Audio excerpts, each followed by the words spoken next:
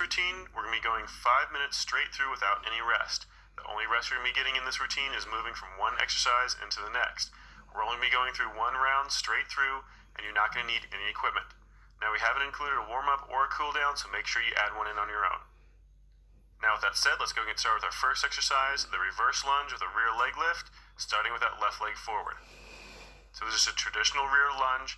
You're going to be stepping back with that right leg, drop it down nice and low, try to keep your torso straight up and down, try to get that rear knee down as close to the ground as you possibly can, try to keep that front knee back over top of your foot or your ankle. Every single time you come up from that lunge, you're going to lift your right leg and squeeze it up, get a nice tight squeeze on that glute muscle on that right side, then drop right back down into that lunge again.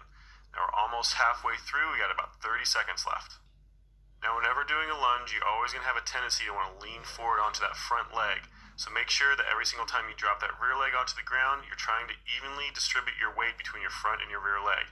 Try not to let that front leg do all the work. We're almost done, just about 15 seconds left. Just keep this motion going nice and slow under control, still trying to get a really nice deep lunge every single time. In about 5 seconds, we're going to switch to a lunge pull, so you're going to stay down nice and low. Switch it up, get that rear leg back behind you and drop it down just a few inches at the very bottom of that range of motion. Don't come all the way back up. You want to try to keep that knee really nice and low. Just keep it going. You got 20 seconds left.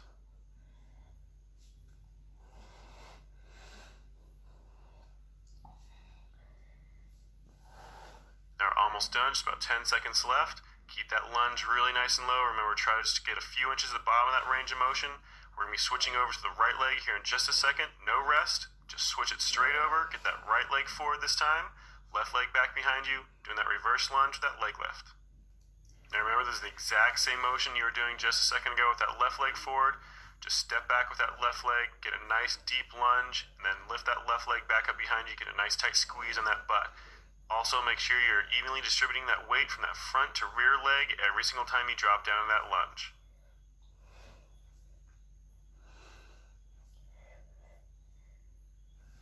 We're just about halfway. Keep checking that lunge motion. Make sure you're getting a really nice deep lunge every single time. Get that knee down as close to the ground as possible. I know those legs are starting to get tired. Just keep that motion as clean as you can. Also, watch that rear leg raise. You want to try to get a really tight squeeze on that left leg. Try not to tip forward. You want to try to keep that torso straight up and down or relatively close to it to make sure that glute muscle is doing more work. Now we're almost done. We're going to drop into the lunge pulses here in just a second.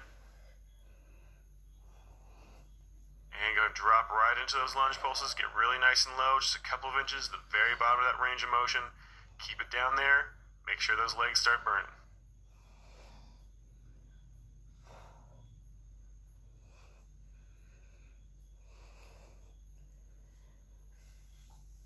And we're almost done. Just have 10 seconds left. Keep that motion going. Know those legs are burning. Try to get those legs down nice and low. Try to get that knee closer to the ground if you can. Just a few seconds left.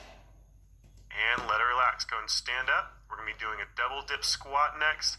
Those feet just a little bit wider than shoulder width apart. And then you're going to drop down into a really nice deep squat, do a couple of pulses, and then come right back up again. Just keep repeating that motion over and over again. This isn't a real complex motion, but it's going to burn those legs out like crazy if you're doing it right. So make sure you're getting really low. Get those thighs at least parallel to the ground if you can.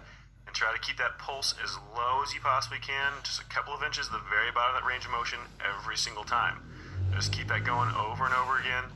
Those legs are going to start burning here any second if they're not already. And we're just about halfway done.